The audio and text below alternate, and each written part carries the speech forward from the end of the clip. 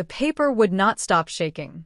Mila stood in the corridor of Meridian Freight Solutions on a Thursday afternoon, 7 months pregnant, one hand pressed flat against the wall for balance, the other gripping a single folded sheet that had just ended everything she had spent 4 years building. The fluorescent lights above her hummed. Somewhere down the hallway, a printer clicked and spat paper. The ordinary world continued without pause. The letter was not long. It never is when someone has already decided. Gross misconduct. Financial irregularities. With immediate effect. She read it 3 times. Each time the words rearranged themselves into something she could not explain and could not accept. She had not stolen anything. She had not falsified anything. She had come in early and left late and done her work with the kind of quiet devotion that had earned her a promotion just 14 months ago. She did not cry in that corridor. The baby moved inside her, a slow, heavy roll, and she pressed her palm to her stomach and simply stood there, holding the weight of a betrayal she did not yet have a name for. She did not know yet that the name was her husband. She would know by nightfall. And by then, nothing in the world would look the same. Thank you for staying with me to the end. Comment your thoughts on the betrayal and tell me where you are watching from. Don't forget to like, subscribe, and turn on notifications for more gripping stories like this. What do you think happens next? Comment below. There is a version of Jovan that Mila fell in love with. She still remembered him clearly. The man who had called her from work just to hear her voice, who had laughed easily, who had held her hand in public without embarrassment. That Jovan had existed. She was not imagining him. But somewhere between the wedding and the pregnancy, that man had grown very quiet, and a different one had taken his place.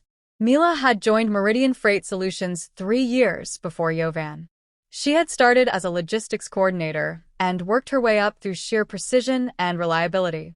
When the senior operations manager role opened 18 months into their marriage, Mr. Fola Adeyemi did not hesitate. He gave it to Mila. She deserved it. Everyone who had watched her work knew it. Jovan worked in the same company in client relations, a good position, stable, with room to grow. But the day Mila's promotion was announced, something shifted behind his eyes. He smiled at the celebration drinks. He toasted with the others. He drove her home and said all the right things. And then, in the dark of their bedroom that night, he turned away from her without a word. It began with small things. Silence at the dinner table. Forgetting to ask how her day went. Disappearing on weekend afternoons with explanations that were never quite specific enough. Mila told herself it was adjustment. She told herself the pregnancy was making her more sensitive. She poured her worry into her work and her hope into the child growing inside her. She did not tell anyone. That was the way of women like Mila, raised to manage quietly, to protect the image of the home, to give a man time to find himself again. But there was one evening, 6 weeks before the termination letter, that lodged itself in her memory like a splinter. Jovan had stepped outside to take a phone call. The conversation was brief, but his voice through the window had a softness in it that he never used with her anymore. When he came back inside, he was smiling, genuinely smiling, and then he saw her face and the smile dissolved. "Work," he said. She nodded. She did not ask more. That same week, Jovan had driven to his brother Benson's apartment across the Lekki Bridge on a Saturday morning. He had sat down on Benson's sofa with a bottle of malt between his hands and told Benson everything. Not because he wanted advice. Because he wanted agreement. He told Benson about Vivian. He told him about the plan. He described it almost casually, as though removing his pregnant wife from her position of employment was a minor administrative matter, a thing that simply needed to be arranged. Benson had not said a single word while Jovan spoke. When Jovan finished, Benson stood up, collected the bottle from his brother's hand, set it on the table, and said, "Get out of my house." Jovan had laughed, nervous, disbelieving. But Benson's face did not change. Jovan left. That same evening, Benson picked up his phone and called Mama Ronke in Ibadan. He did not raise his voice. He did not dramatize. He simply told their mother what her son was planning to do, and then he waited. On the other end of the line, Mama Ronke was quiet for a long time. Then she said, "I will be there by Monday." She was already packing before the call ended. Mama Ronke arrived on Monday morning carrying a small traveling bag and the particular expression of a woman who has already made up her mind. She hugged Mila at the door, long and deliberate, the way you hold someone you know is in danger. She rested her palm on Mila's stomach and asked about the baby's movements, about the last doctor's visit, about sleep and appetite. She asked about everything except Jovan. Jovan watched from the kitchen doorway, unsettled but uncertain why. His mother had visited before. This should have felt ordinary. It did not. "I came to spend time with my grandchild before he arrives," Mama Ronke said cheerfully, settling into the sitting room. Jovan relaxed. He told himself he was being paranoid. He was. Mama Ronke did not waste time. While Jovan was at work, she sat with Benson at a quiet corner table in a roadside buka, and they went through everything Benson had quietly gathered, printed WhatsApp exchanges that Benson had photographed from Jovan's unlocked phone during a previous visit, the voice note where Vivian had laid out her ultimatum in her own voice, sharp and unapologetic. "I am not asking you to choose, Jovan. I am telling you to handle it. She has your name already. She does not need your position as well." Mama Ronke listened to the voice note twice. She did not flinch. She did not cry. She asked Benson to keep everything safe and make copies. "We will need witnesses," she said quietly. Benson nodded. Vivian Osei had arrived in Jovan's life 8 months earlier. Beautiful in the way that certain kinds of damage is beautiful, striking and expensive and hollow beneath the surface. She had identified Jovan's weakness the first week she met him at a vendor conference in Victoria Island. It was the same weakness men like him always carried, ego wrapped in ambition, bruised by a wife who outshone them without even trying. Vivian wanted Mila's position at Meridian Freight. Not because she had the qualifications for it, she did not, but because the wanting was the point. Taking something from a wife was its own reward. It fed something in her that had nothing to do with work and everything to do with power. And Jovan, who had stopped seeing his wife clearly somewhere along the way, had agreed. He constructed the misconduct report carefully over 3 nights. He had access to financial documents through his client relations role, invoices, payment schedules, procurement records. He extracted enough data to build a convincing but entirely fabricated narrative of irregularities under Mila's watch. Wrong procurement figures attributed to her signature, misattributed sign-offs on contracts she had never touched, a pattern of financial discrepancies that existed only in the document he was creating. He wrote it in sections. He triple-checked the formatting. He made it look official, professional, damning. He submitted it anonymously through an internal reporting channel on a Wednesday morning, attaching Mila's name to every page. Mr. Fola Adeyemi received it that same afternoon. He was a fair man, but he was also a man under pressure from company shareholders who had started asking harder questions about operational oversight, and a formal misconduct report with documented evidence demanded a formal response. He opened an inquiry. He told no one except the HR director. On Friday, Mila received a meeting invitation for the following Thursday. The subject line said only, "Important discussion. Operations Department." She mentioned it to Jovan over dinner that night. He kept his eyes on his plate and scooped rice into his mouth slowly. "Probably routine," he said without looking up. "You know how management is. Always some new compliance thing." She nodded and cleared the dishes. She trusted him. That was the part that would be hardest to survive later.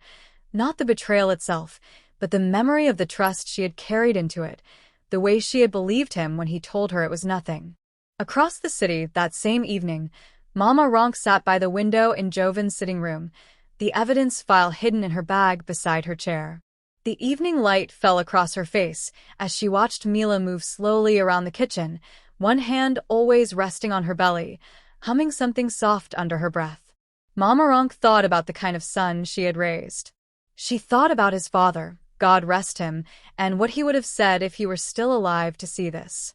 She thought about Mila, this good woman, this devoted wife, carrying a child who deserved better than the household he was about to enter. She thought about justice, not the loud kind, the kind that moves quietly and arrives exactly when it is needed. She folded her hands in her lap and waited for Thursday to come. Thursday came the way bad days always do. Ordinary at first, with sunlight and traffic and the smell of morning bread through the open kitchen window. Mila dressed carefully. She wore the navy wrap dress that still fit over her stomach, and she oiled her braids and told herself it was nothing, it was routine, everything was fine. Jovan had already left for work when she woke. He had not kissed her goodbye. She arrived at Meridian Freight at 8:45. The meeting was at 9. Mr. Adeyemi's face when she entered the conference room told her immediately that it was not routine. He could not look at her steadily. The HR officer placed a folder on the table between them and began to speak about the report, about the findings, about the company's obligation to act. Mila sat very still and listened. She asked to see the document. They slid it across the table. She read it with a controlled focus of a woman refusing to fall apart in public, reading each fabricated figure, each false narrative, with the methodical attention of someone who knows exactly what the truth looks like and is now watching its opposite be presented as fact. She said, "This is not accurate. None of this happened." Mr. Adeyemi looked genuinely pained. He said the company had no choice but to act on formal reports through official channels. He said the investigation had not found evidence to counter the submission. He said he was sorry. The letter was already printed. They slid that across the table too. She walked out of the conference room holding it. She walked down the corridor. She made it as far as the water cooler beside the east stairwell before her legs simply stopped cooperating. She steadied herself against the wall, the paper trembling in her hand, and in that moment the baby shifted, a long, urgent movement that seemed to understand what she could not yet process. Her body understood before her mind did. The pain came low and sharp and wrong. A colleague found her. Within 20 minutes, she was in a taxi. Within 40, she was in the labor ward at St. Catherine's Private Hospital, 7 months pregnant, her blood pressure climbing, her body surrendering to the violence of what had been done to her heart. The baby came early. A boy, small and fierce and breathing on his own, which the nurses said was a mercy. He was placed under observation. Mila, sedated and hollowed, lay in the hospital bed, not speaking. Her sister Clara sat beside her and held her hand. No one could reach Jovan for 40 minutes. When he finally arrived, hair still neat, shoes still polished, he stood in the doorway of the hospital room and looked at his wife lying there, their premature son in an incubator across the room, and something behind his expression struggled and failed to become what it needed to be. He could not meet her eyes. He said her name. She turned her face to the window. That night, Jovan returned to the family house. Mama Ronke was waiting for him in the dining room. The lights were on. The table was cleared. She had set 2 cups of tea and the evidence file between them as though it were a centerpiece. She did not raise her voice. She did not begin with accusations. She simply opened the file and placed it in front of him, the WhatsApp exchanges, Vivian's voice note, the draft misconduct report in his own formatting style with his access signature embedded in the metadata. She said, "Tell me this is not what I am looking at." He looked at the table for a very long time. Then his shoulders dropped. He told her everything. When he finished, Mama Ronke stood. She collected every document. She looked at her son, really looked at him, and then she walked to her room. The door closed behind her. Not with a slam. Not with ceremony. Just a quiet, final click that was louder than anything she could have said. Jovan sat alone at that table for hours. The tea went cold. The house was silent. And somewhere in that silence, he began to understand that what he had done could not be explained away, could not be softened, could not be undone. His mother had not shouted. She had not cried. She had simply looked at the evidence of who he had chosen to become and walked away. That was worse than anything she could have said. Mama Ronke moved through the next 3 days with the precision of someone who has already grieved and is now working. She called Benson first. Then she called Uncle Chuck's, her late husband's elder brother, the one the family still consulted on matters of weight. Then she called Pastor Dara, who had presided over Jovan's naming ceremony and his wedding. She told each of them the same thing. There is a family matter. I need you at the compound on Saturday. Come in the morning. None of them refused. You did not refuse, Mama Ronke. She sent a message to Vivian, carefully worded, warm in tone, explaining that the Bella family wanted to formally welcome the woman their son had been close to, that it was time to put all misunderstanding to rest, that her presence on Saturday would mean a great deal. Vivian, who had been waiting for precisely this kind of recognition, replied within 10 minutes. She would be there. Saturday arrived. The compound was quiet when Vivian's car pulled through the gate. She had dressed deliberately, elegant but restrained, the outfit of a woman who knows she is being evaluated and has prepared for it. She stepped out with a small gift bag and a composed smile. The smile did not survive the sitting room. The elders were already seated. Benson stood beside Mama Ronke. Uncle Chucks sat with his hands folded. Pastor Dara was at the corner. Jovan sat apart from everyone, looking at the floor, already diminished.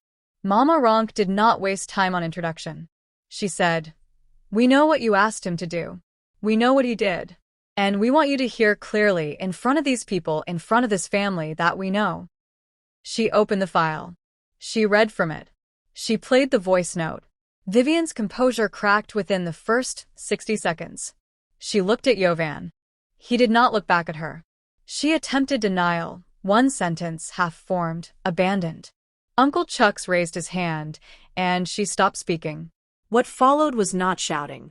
It was something more devastating than shouting.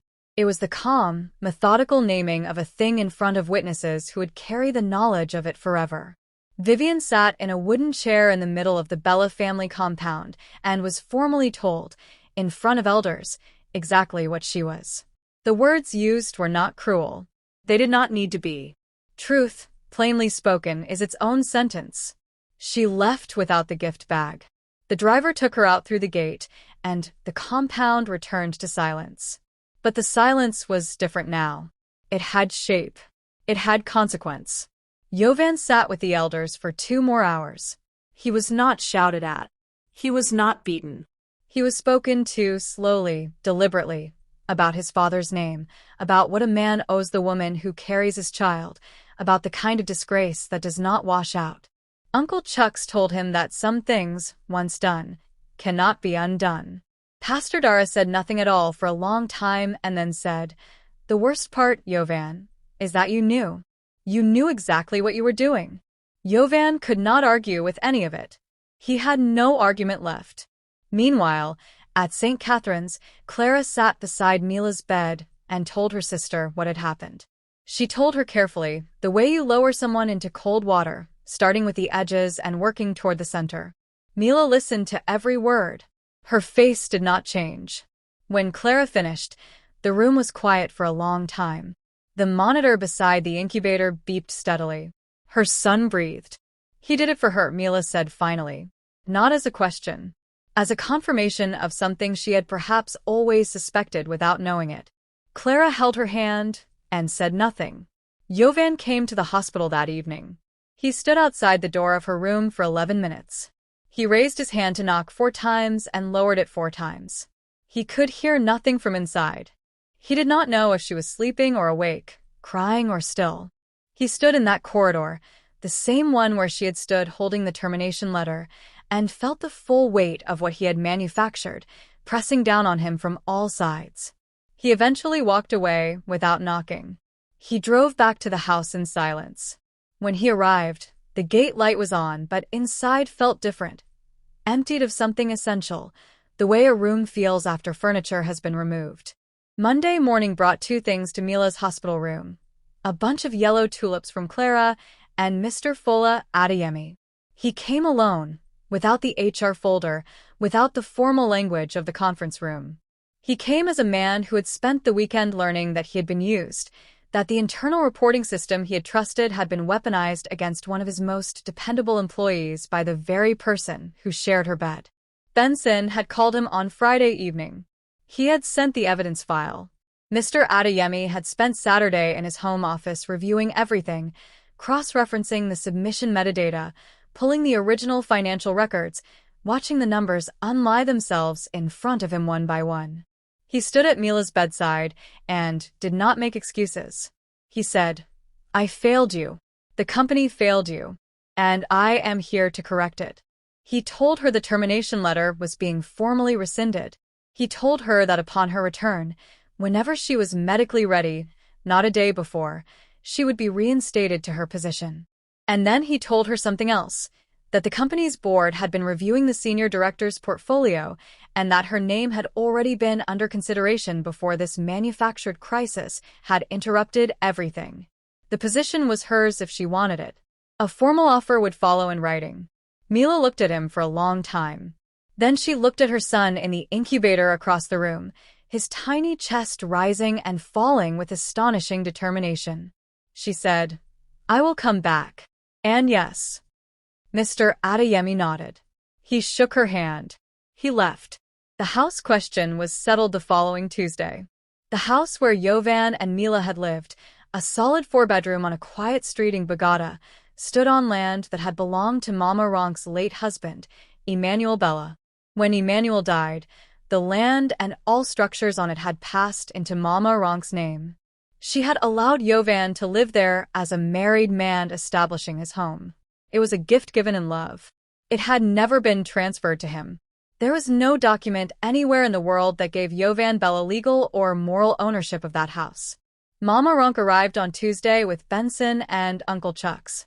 She told Jovan formally, in the sitting room, with witnesses present, that he had 2 weeks to remove his belongings. She told him that she would be opening the house to receive Mila and the child upon their discharge from hospital. Jovan said, "Mama, please." She said, "I love you, Jovan. You are my son. But you made choices that I cannot allow this family to absorb. This house shelters those who have been harmed, not those who caused the harm." He had called Vivian from the car park of a filling station that evening. She did not answer the first time, or the second. The third time, she picked up and told him, without particular emotion, that she thought it was better they not speak for a while. She had a trip planned. She needed space. He sat in the car until the station attendant knocked on his window and asked if he was all right.